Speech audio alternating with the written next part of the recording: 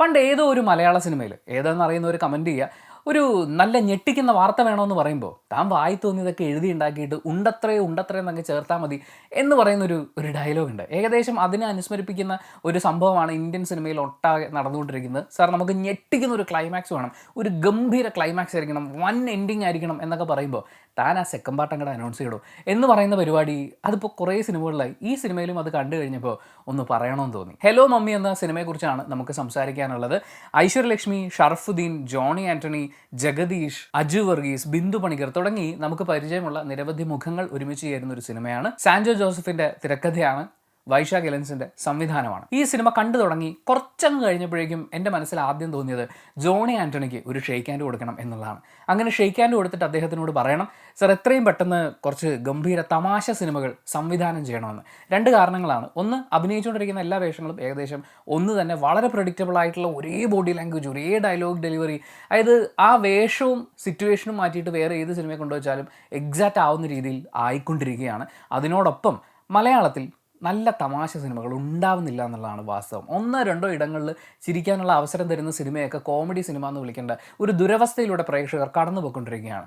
താങ്കൾ ഉണ്ടാക്കി വെച്ചതുപോലത്തെ സിനിമകൾ നമുക്കിനി ആവശ്യമാണ്, പൊട്ടിച്ചിരിക്കാൻ, വീണ്ടും വീണ്ടും കാണാനും ഒക്കെ ആയിട്ട്. ക്ഷമിക്കണം, പറഞ്ഞു വന്നപ്പോൾ ഒരു ഫ്ലോയിൽ അങ്ങ് പറഞ്ഞതേ ഉള്ളൂ. ഹലോ മമ്മിയിലേക്ക് വരുമ്പോൾ സിനിമയിലെ പ്രകടനങ്ങളിലേക്ക് കിടക്കുകയാണെങ്കിൽ ഷറഫുദ്ദീൻ അദ്ദേഹം ഇതിനു മുമ്പുള്ള സിനിമകളിലൊക്കെ ചെയ്തിട്ടുള്ള അതേ പരിപാടികൾ തന്നെയാണ്, അതേ സ്കെയിലൊക്കെ തന്നെയാണ് ഈ സിനിമയിലും കാണുന്നത്. കുറച്ച് മാസ് എലമെൻറ്റുകളൊക്കെ ചെയ്യുന്നൊരു ഘട്ടം വന്നപ്പോൾ കുറച്ചും കൂടി എഫേർട്ട് ഇടണമായിരുന്നു എന്നെനിക്ക് തോന്നി. ഡാൻസിങ് പരിപാടിയിലേക്ക് വരുമ്പോഴും കുറച്ചും കൂടി, കാര്യം ഒറ്റയ്ക്കൊരു താരം എന്നുള്ള നിലയ്ക്ക് ഒരു സിനിമയെ പുഷ് ചെയ്തുകൊണ്ട് പോകാൻ, ആ ഒരു രീതിയിലേക്ക് വളർന്നുകൊണ്ടിരിക്കുന്ന ഒരാളെന്നുള്ള നിലയ്ക്ക് കുറച്ചും കൂടി എഫേർട്ട് ഇട്ട് ആ ഒരു സാധനം നമുക്ക് ഫീൽ ചെയ്യണമല്ലോ. അപ്പോൾ അതിന് കുറച്ചും കൂടി ഒരു എഫേർട്ട് ആകാമായിരുന്നു എന്ന് തോന്നി. പിന്നെ പുള്ളിക്ക് ഈ സിനിമയിൽ കിട്ടിയിട്ടുള്ള ക്യാരക്ടർ എന്ന് പറയുന്നത് ഒരുപക്ഷെ ദിലീപിന് പോലും ഇപ്പോൾ അനുകരിക്കാൻ പറ്റാത്ത വിൻറ്റേജ് ദിലീപ് കഥാപാത്രങ്ങളുടെ ആ ഒരു സ്കെയിലിലൊക്കെ പെർഫോം ചെയ്യാൻ പറ്റിയ ഒരു ക്യാരക്ടറായിരുന്നു.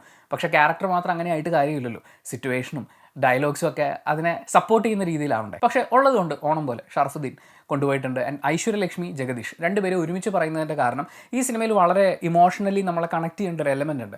ആ എലമെൻറ്റ് ശരിക്കും ഇരിക്കുന്നത് ഇവരുടെ പെർഫോമൻസിലും ഇവർ അങ്ങോട്ടും ഇങ്ങോട്ടും പറയുന്നതിലൊക്കെയാണ്. ഈ എക്സ്പീരിയൻസിൻ്റെ മികവ് കാണിക്കുന്നു എന്ന് പറയുന്നത് പോലെ പുള്ളി കുറേ സാധനങ്ങൾ രസമായിട്ട് ചെയ്തിട്ടുണ്ട്. ഇവർ രണ്ടുപേരും കൂടി കരഞ്ഞുകൊണ്ടിരിക്കുന്ന ഒരു സീനുണ്ട്, ഒരു പാട്ട് പോലത്തെ ഒരു വളരെ ഇമോഷണലി കണക്ട് ആവേണ്ട ഒരു സീനാണ്.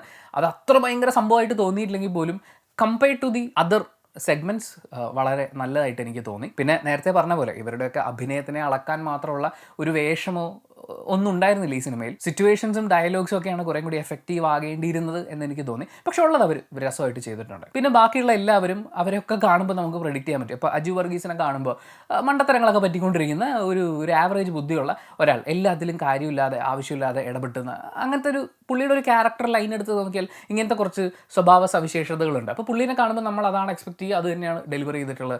ജോമോനെ കാണുന്ന സമയത്താണെങ്കിലും അദ്രിയെ കാണുന്ന സമയത്താണെങ്കിലും ഇവർക്ക് എന്ന് പറഞ്ഞ് ടൈലർ മെയ്ഡ് ആയിട്ടുള്ള വേഷങ്ങളുണ്ടല്ലോ, അത് തന്നെയാണ് ജോണി ആൻ്റണിയെക്കുറിച്ചും എനിക്ക് പറയാൻ തോന്നിയത്. ഇവർക്ക് വേണ്ടി സെറ്റ് ചെയ്ത് ഇവരെ മാത്രം മുന്നിൽ കണ്ട് എഴുതിയുണ്ടാക്കിയത് അവരതുപോലെ വന്ന് ചെയ്തിട്ട് പോയി എന്നുള്ളതിൻ്റെ അപ്പുറത്തേക്കൊരു സംഭവകരമായിട്ടൊന്നും എനിക്ക് തോന്നിയില്ല. രണ്ടാമത്തെ കാര്യം മ്യൂസിക്കാണ്. ജെയ്ക്സ് ബിജോയാണ് മ്യൂസിക് ചെയ്തിട്ടുള്ളത്. സിനിമയുടെ തുടക്കത്തിൽ എനിക്ക് മ്യൂസിക് ഡയറക്ടറോട് ഒരു സഹതാപം തോന്നിപ്പോകുമായിരുന്നു. കാരണം കോമഡി എന്ന് പറഞ്ഞാൽ എന്തൊക്കെയോ ഇവർ കാണിച്ചുകൊണ്ടിരിക്കുകയാണ്. എത്രയോ സിനിമയിൽ കണ്ടിട്ടുള്ള ഒരു ചിരിയും മുഖത്ത് വരുത്താൻ സാധ്യതയില്ലാത്ത കുറേ സീനുകളൊക്കെ കാണിച്ചുകൊണ്ടിരുന്നിട്ട് ഇതിന് കോമഡി മ്യൂസിക് ഇടണമല്ലോ. അദ്ദേഹം ആ സമയത്ത് അനുഭവിച്ചിട്ടുണ്ടാകുന്ന ഒരു മാനസിക വ്യഥയെക്കുറിച്ച് ആലോചിച്ച് എനിക്കൊരു സഹതാപം തോന്നി. പിന്നെ പതുക്കെ സിനിമ ഒരു രസമുള്ളൊരു ട്രാക്കിലേക്ക് വരുന്നുണ്ട്. ആ സമയത്ത് മ്യൂസിക്കും സിനിമയെ മാക്സിമം സപ്പോർട്ട് ചെയ്യുന്നുണ്ട്. നിഴലായി എന്ന് പറയുന്ന ട്രാക്കിനെ അവർ മിക്സ് ചെയ്ത് യൂസ് ചെയ്തിരിക്കുന്നത്, അത് പ്ലേസ് ചെയ്തിരിക്കുന്നത്, ആ സീനൊക്കെ വളരെ രസമായിട്ടാണ് എനിക്ക് തോന്നിയത്. ഇനി പറയേണ്ടത് ഇതിലെ കോമഡിയും ഹൊററുമാണ്. ഞാൻ ഈ സിനിമ കണ്ട് ഒരുപാട് പൊട്ടിച്ചിരിച്ചേനെ. ഈ സിനിമ ഞാൻ എൻ്റെ 10ാമത്തെയോ 12ാമത്തെയോ വയസ്സിൽ കാണുകയായിരുന്നെങ്കിൽ. കാരണം ഇപ്പോൾ സിനിമ തുടങ്ങിയതിന് ശേഷം 3 തവണ ഞാൻ വാച്ച് നോക്കി. ആദ്യത്തെ 20 മിനിറ്റ്, 21ാമത്തെ മിനിറ്റിൽ ഞാൻ വാച്ച് നോക്കി. കാരണം എന്താണെന്ന് വെച്ചാൽ അത്രയും നേരം സിനിമ കണ്ടിട്ട് ആ സമയത്താണ് എനിക്കൊരു നല്ല കൗണ്ടർ കിട്ടിയത്. ആൻഡ് 20 മിനിറ്റ് കഴിഞ്ഞിട്ട് പിന്നെ 40 മിനിറ്റ് ആയ സമയത്തോ അതോ 30 മിനിറ്റ് ആണോ എന്നറിയില്ല, അപ്പോഴാണ് ഞാൻ രണ്ടാമത് നോക്കുന്നത്. പിന്നെ 50 മിനിറ്റ് ആവുന്ന സമയത്ത് ഇങ്ങനെ എവിടെയെങ്കിലും എന്തെങ്കിലും ഒരു ചാർജ് എന്നിലെ പ്രേക്ഷകരിൽ ഉണ്ടാക്കിയ 3 മൊമെൻറ്റ്സ് അങ്ങനെയാണ്. പിന്നെ ഇവിടെയായിട്ട് ഈ കൗണ്ടറിൻ്റെ പുറത്ത് ഷറഫുദ്ദീൻ്റെ അല്ലെങ്കിൽ ജഗദീഷിൻ്റെ ഒരു കോമ്പിനേഷൻ്റെ പുറത്തൊക്കെ വരുന്ന 1-2 കൗണ്ടറുകളിൽ ചിരിച്ചത് ഒഴിച്ചു കഴിഞ്ഞാൽ ഹ്യൂമർ അങ്ങനെ ഒരു വൻ സംഭവമായിട്ട് വർക്ക് ചെയ്തതായിട്ട് എനിക്ക് തോന്നിയില്ല. പിന്നെ ഷിംലയിൽ നിന്ന് ഭൂതപ്രേത പിശാചുക്കളെയൊക്കെ ആവാഹിക്കുന്ന എന്നുള്ള രീതിയിൽ കുറച്ച് ഫാൻസി ഡ്രസ്സുകാരൊക്കെ വരുന്നുണ്ട്. അതൊക്കെ എനിക്ക് കുറച്ച് ഓവർ പരിപാടിയായിട്ടാണ് ഫീൽ ചെയ്തത്. ബട്ട് സ്റ്റിൽ അതിലൊരു പ്രശ്നം എന്താണെന്ന് വെച്ച് കഴിഞ്ഞാൽ ഇവർ ഈ കാണിക്കുന്നതിൽ എന്തെങ്കിലും ഒരു ഭയത്തിൻ്റെ ഒരു സിംഗിൾ ലെയറെങ്കിലും നമുക്ക് ഫീൽ ചെയ്യണമെങ്കിൽ ഇതിലൊരു വിശ്വാസ്യതയുടെ എലമെൻ്റ് ഉണ്ടാവണം. അതുപോലെ തന്നെ ഇതിലെ പ്രേത പരിപാടിയിൽ നമുക്കൊരു ഇമോഷണൽ കണക്റ്റ് വേണമായിരുന്നു.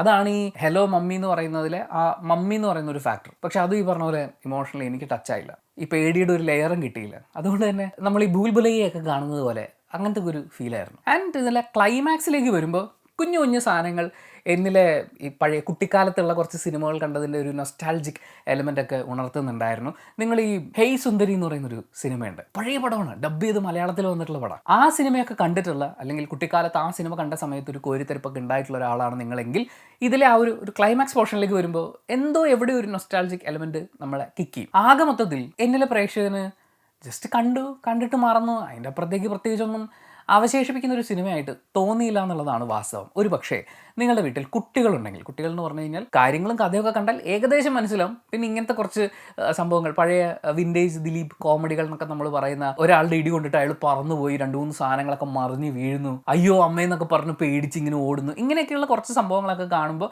അതിലെ കോമഡിയെ എൻജോയ് ചെയ്യാൻ പറ്റുന്ന കുട്ടികളൊക്കെ വീട്ടിലുണ്ടെങ്കിൽ ഒരുപക്ഷെ അവർക്ക് എൻജോയ് ചെയ്യാൻ പറ്റുമായിരിക്കും എന്ന് എനിക്ക് തോന്നുന്നു. ഞാൻ കണ്ട തിയേറ്ററിൽ ആ ഒരു ഓഡിയൻസ് അല്ല ഉണ്ടായിരുന്നത്. ഞാനും ഈ പറഞ്ഞ ഒരു ഓഡിയൻസ് സെഗ്മെൻറ്റിൽ വരുന്നതല്ല. പക്ഷേ സിനിമ കണ്ടപ്പോൾ എനിക്ക് അങ്ങനെയാണ് ഫീൽ ചെയ്തത്. കുട്ടികളൊക്കെ ആയിട്ട് പോയി കഴിഞ്ഞാൽ ചിലപ്പോൾ എൻജോയ് ചെയ്യാനുള്ള സാധ്യതയുണ്ട്. പക്ഷേ ഡോക്ടർ സ്ട്രേഞ്ചിനെയും സ്കാർലറ്റ് വിച്ചിനെയും പിന്നെ മൾട്ടിവേഴ്സിൻ്റെ അനന്ത സാധ്യതകളെക്കുറിച്ചും ഒക്കെ ആലോചിച്ചുകൊണ്ടിരിക്കുന്ന കുട്ടികൾക്ക് ഇത് വലിയൊരു സംഭവമായിട്ട്, ഒരു വലിയ പരിപാടിയായിട്ട് ഫീൽ ചെയ്യുമോ എന്നെനിക്കറിയില്ല. എന്നെ സംബന്ധിച്ച് ഒരു ആവറേജ് കണ്ടിട്ട് മറക്കാം എന്ന് പറയുന്ന അത്രയൊക്കെ ഉണ്ടായിരുന്നുള്ളൂ. പക്ഷേ ഒരു കാര്യത്തെക്കുറിച്ച് കൂടി എനിക്ക് സംസാരിക്കണം. ഇത് സിനിമയിലെ ഒരു കാര്യത്തെക്കുറിച്ച് എൻ്റെ പേഴ്സണൽ ഒപ്പീനിയനാണ്. അങ്ങനെയുള്ള കാര്യങ്ങൾ കേൾക്കാൻ താല്പര്യമില്ലാത്തവർക്ക് ഇവിടെ വെച്ച് വീഡിയോ അവസാനിപ്പിക്കാവുന്നതാണ്. ഈ സിനിമയിൽ നമ്മുടെ നായകൻ എന്ന് പറയുന്നത് ഒരു പെൺകുട്ടിയെ കണ്ടു, ഇഷ്ടപ്പെട്ടു, അപ്പോൾ അവളെ എങ്ങനെയും വിവാഹം കഴിച്ചേ പറ്റൂ എന്ന് പറയുന്ന ഒരു സിറ്റുവേഷനിലേക്ക് എത്തുന്നതായിട്ട് കാണിക്കുന്നുണ്ട്. ആൾ അത്യാവശ്യം വെള്ളം അടിക്കും, 1-2 തല്ല് കേസ് ഉണ്ടാക്കിയിട്ടുണ്ടെന്നുള്ളത് ഒഴിച്ചു കഴിഞ്ഞാൽ വലിയ പ്രശ്നങ്ങളൊന്നും, അതായത് വേറെ ആളുകൾക്ക് ദ്രോഹമൊന്നും ചെയ്തിട്ടില്ലാത്ത പോലത്തെ ഒരു ക്യാരക്ടറാണ്. അങ്ങനെ ഒരു പെൺകുട്ടിയെ വിവാഹം കഴിക്കുന്നു. അതിനുശേഷം അയാളൊരു ജീവൻ വരെ നഷ്ടപ്പെട്ടു പോകാവുന്ന ഒരു സിറ്റുവേഷനിലേക്ക് എത്തിയിരിക്കുകയാണ്. അയാളുടെ ജീവിതത്തിലെ ഇമോഷണൽ നീഡ്സ്, ഫിസിക്കൽ നീഡ്സ്, ഇതുപോലുള്ള ഒരുപാട് കാര്യങ്ങളെ വിവാഹം എന്നൊക്കെ പറയുമ്പം അതും കൂടി മുന്നിൽ കണ്ടിട്ടാണല്ലോ. അപ്പോൾ ഈ പറയുന്ന കാര്യങ്ങളെ വരെ എതിർക്കുന്ന രീതിയിൽ പഠിച്ച് ഒരു ജോലിയൊക്കെ കിട്ടി അതിന് ശേഷമേ ഇതൊക്കെ പറ്റുള്ളൂ. അങ്ങനെയാണെങ്കിൽ നിങ്ങളിങ്ങനെ ഒരു കല്യാണത്തിന് മുതിരരുതായിരുന്നല്ലോ എന്നാണ് തോന്നിയത്. എന്തിനാണ് ഒരു പുരുഷൻ, അതിപ്പം സ്ത്രീ കഥാപാത്രങ്ങളിലേക്ക് വരികയാണെങ്കിലും ഇത് തന്നെ ഞാൻ പറയുള്ളൂ, എന്തിനാണ് ഒരാളുടെ ജീവനും ജീവിതവും ഒക്കെ ഇങ്ങനെ സ്റ്റക്കാക്കി വെച്ചിട്ട് അയാൾ കിടന്ന് സ്ട്രഗിൾ ചെയ്യാണ്, അയാൾ ചക്രശ്വാസം വലിച്ചുകൊണ്ടിരിക്കുകയാണ്, എന്നെങ്കിലും ഒരു കാലത്ത് കാര്യങ്ങളൊക്കെ ശരിയാവുമെന്നൊക്കെ വിചാരിച്ചാൽ അതിൻ്റെ ആവശ്യം എന്താണ് എന്നാണ് ഞാൻ ആലോചിച്ചത്. സിനിമയിൽ അത് കുറച്ചും കൂടി എനിക്ക് ഫീൽ ചെയ്യാനുള്ളൊരു കാരണം അങ്ങനെ എഫേർട്ട് ഇടാനുള്ള ഒരു ഇമോഷണൽ നീഡോ ഒരു ബോണ്ടിങ്ങോ ഈ ക്യാരക്ടേഴ്സ് ആരും തമ്മിൽ ഉണ്ടായതായിട്ട് എനിക്ക് തോന്നിയിട്ടില്ല. ആകെ ഈ പറയുന്ന ജഗദീഷ് ആത്മാവ് കണക്ഷനിൽ മാത്രമാണ് എനിക്ക് എന്തെങ്കിലും ഒരു ഇമോഷണൽ ബോണ്ടിങ് ഫീൽ ചെയ്തത്. ബാക്കി ഒന്നിലിതൊന്നും വർക്കാവുന്നില്ല. അപ്പോൾ അങ്ങനെ വർക്കാവുന്നില്ലാത്തൊരു സാഹചര്യത്തിൽ യവൻ എന്തിനാണ് ഇങ്ങനെ കഷ്ടപ്പെടുന്നത്, അല്ലെങ്കിൽ യവനെ എന്തിനാണ് ഇവരിങ്ങനെ ഇട്ട് കഷ്ടപ്പെടുത്തുന്നത്?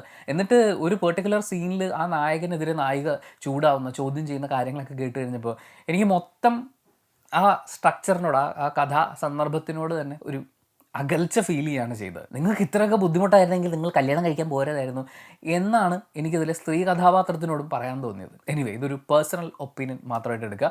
പിന്നെ ഈ സിനിമ നിങ്ങൾ തിയേറ്ററിൽ കണ്ട ആളാണെങ്കിൽ നിങ്ങളുടെ അഭിപ്രായങ്ങൾ കമൻറ്റ് ബോക്സിൽ രേഖപ്പെടുത്തുക. ഞാൻ പറഞ്ഞത് എൻ്റെ അഭിപ്രായമാണ്, പക്ഷേ നിങ്ങളുടെ കൂടി അഭിപ്രായങ്ങൾ കമൻറ്റ് ബോക്സും കൂടി വായിച്ചതിന് ശേഷം സിനിമയ്ക്ക് പോകണോ വേണ്ടിയോ തീരുമാനിക്കുന്ന ആളുകളുണ്ട്. അവർക്കതൊരു വലിയ സഹായമായിരിക്കും. അപ്പോൾ thank you so much. Video ഇഷ്ടപ്പെട്ടാൽ ലൈക്ക് ചെയ്യുക, കമൻറ്റ് ചെയ്യുക, ഷെയർ ചെയ്യുക, സബ്സ്ക്രൈബ് ചെയ്യുന്ന കാര്യം പരിഗണിക്കുക.